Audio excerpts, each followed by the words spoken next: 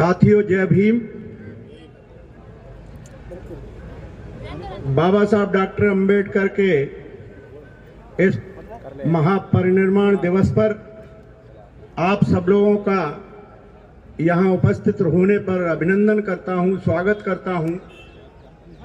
और जहाँ तक हम महसूस कर रहे हैं मंच पर बैठे या आप सभी लोग कि बाबा साहब की गरिमा को गिराने का काम जो सरकार ने किया है, जो सरकार ने अपनी मानसिकता बताई है, यह सरकार के प्राइम मिनिस्टर के साथ उचित नहीं है। पहले दिन जब भारत के प्रधानमंत्री नरेंद्र मोदी ने संसद में प्रवेश करते हुए बाबा साहब डॉक्टर अंबेडकर के संविधान, भारत की पार्लियामेंट को सर्वोच्च मंदिर बताकर बाबा साहब का जो गौरव बढ़ाया था, आज नरेंद्र मोदी जी के सामने ये प्रश्न चिन्ह है। और हम इस बात को महसूस करते हैं कि नरेंद्र भाई, तुमने ये अच्छा काम नहीं किया है। अगर तुम्हारे दिमाग में नहीं है, आप खुद जाकर के पुनः अवलोकन करिए, देखिए क्या आपकी गरिमा के साथ बाबा साहब डॉक्टर अंबेडकर को आपने सम्मान प्रॉपर दिया है या नहीं। आज की राष्ट्रपति से भी मैं ये कहना चाहूंगा, आप देश की प्रथम नागरिक हैं। यहां तक पहुंचने में बाबा साहब डॉक्टर अंबेडकर के जीवन का बड़ा अथक प्रयत्न रहा है। भारत के उस संविधान ने आपको इस पद तक पहुंचाया है। आपके रहते हुए अगर भारत के इस महान सपूत का अपमान अगर होता है, जन जन ये कहता है कि कहीं ना कहीं गरिमा को गिराया गया है, आप कैसे राष्ट्रपति हैं? आपने इस पर संज्ञान क्यों नहीं लिया? राजनीति में बैठे नेताओं का चरित्र जो भी है, उस पर मैं कुछ नहीं कहना चाहता। मैं आपके और अपने चरित्र पर जरूर कहना चाहता हूं। आज सरकार घृणा का माहौल बहुत बनाने के लिए पूरे देश में आग लगाने का काम कर रही है। उसमें भारत की एक विशेष जात, जिसके जजेस जो बनते हैं, चाहे वो चीफ जस्टिस बने, चाहे जज बने, कहीं पर भी जाते हैं, वो अपने न्याय में जातिवादी सोच, मनवादी सोच की छाप छोड़ते हुए देश के गरीबों को, देश के अल्पसंख्यक को डराने का निर्णय देते हैं। उसी का एक परिणाम है कि आज देश में कहीं मुस्लिम को मारा जा रहा है, कहीं गरीब को मारा जा रहा है। ये सब काम और बांटने का काम जो ये विशेष जाति करती है, उसका एक संगठन है। वो संगठन पूरी तरह से ट्रेंड करके आज वो सुप्रीम कोर्ट के जजों को नियुक्ति करता है। सुप्रीम कोर्ट के जजों का चरित्र भी जातिगत है, उनका पारिवारिक है, उनका समाज को विघटन डालने के लिए संविधान की गरिमा को गिराने के निर्णय ले रहा है। मैं देश के हर उस व्यक्ति को आगाह कर देना चाहता हूं, हर उस व्यक्ति को, चाहे वो न्यायाधीश हो, चाहे राष्ट्रपति हो, चाहे कोई राजनेता हो, अगर देश का संविधान गिरा, संविधान की गरिमा घटी, देश में अगर संविधान को कमजोर किया गया, तो आप देख लीजिए, आपके सामने उदाहरण है। बांग्लादेश में जब संविधान के ऊपर मुसीबत आई तो बांग्लादेश जलने लगा। पाकिस्तान में जब संविधान के ऊपर आंच आई तो पाकिस्तान जलने लगा, अफगानिस्तान जलने लगा। जिन जिन राष्ट्रों ने अपने संविधान की गरिमा को गिराया है, वो राष्ट्र अवनति की तरफ गए हैं। मैं देश के राष्ट्रपति से लेकर आम नागरिक तक ये कहना चाहता हूं, आज जो घृणा का माहौल फैलाया जा रहा है, इस आग की लपटों में कोई बचेगा नहीं।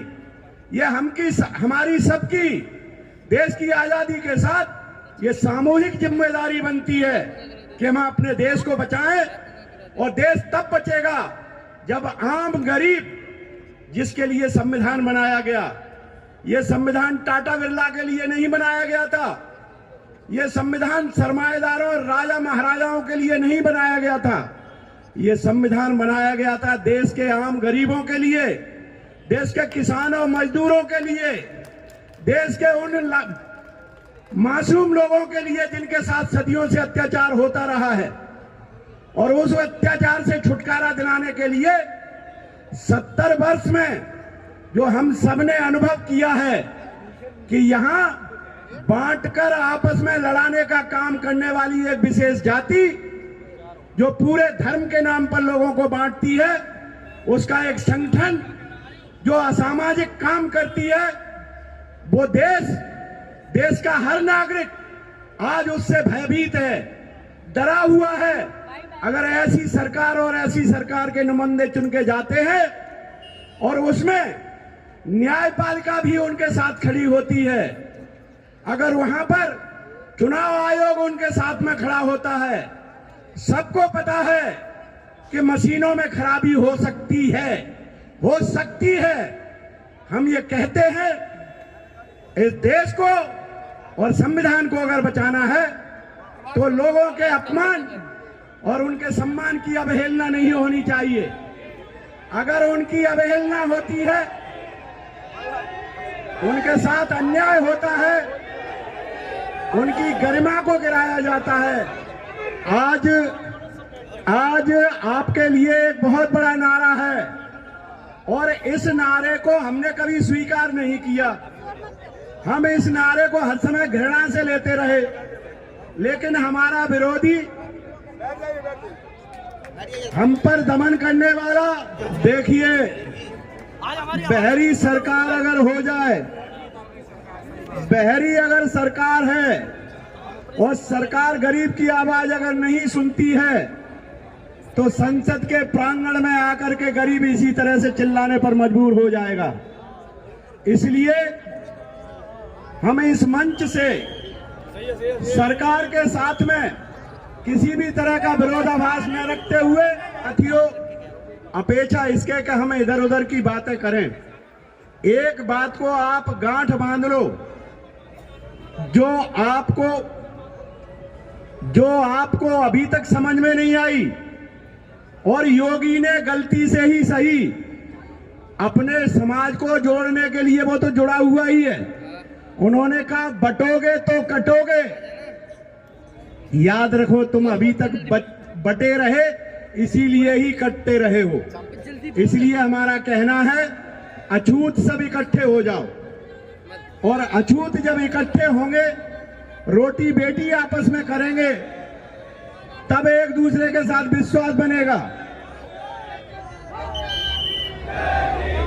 साथियों, मैं चाहता हूं कि अब इससे और ज्यादा न बात कहते हुए मैं देश की संसद को, मैं देश की न्यायपालिका को, मैं देश के इलेक्शन कमीशन को, जो ऑर्गेनाइजेशन आज देश के लिए दिशा निर्देश सुनिश्चित कर रही हैं, वो अपने चरित्र को संभाले। देश की न्यायपालिका को जातिवाद से अलग आना चाहिए, देश की न्यायपालिका को धर्मवाद से अलग आना चाहिए, देश की न्यायपालिका में परिवारवाद अलग होना चाहिए। खासकर कुछ समाज के परिवार के लोग जो आपस में अपने जस्टिस बनते हैं, वो कहीं ना कहीं गलत देश के लिए संदेश देते हैं, और न्यायपालिका की गलत न्यायों के कारण आज देश अविश्वास और घृणा के रास्ते पर चलने पर मजबूर हो रहा है। इसलिए मैं चाहता हूं कि इस पवित्र संसद के स्थान से देश की न्यायपालिका को यह मैसेज जाए, SC, ST, OBC, माइनॉरिटी और गरीबों के बच्चों को भी सुप्रीम कोर्ट और हाई कोर्ट में न्यायाधीश बनाया जाए। उनको जाति और धर्म के नाम से नहीं, परंपरा के आधार पर उन्हें प्रतिनिधित्व उसी तरह मिले जैसे लोकसभा और विधानसभाओं में मिलता है। आज और ज्यादा बात न कहते हुए मैं एक संकल्प याद दिलाता हूं कि आप एकजुट हो जाइए।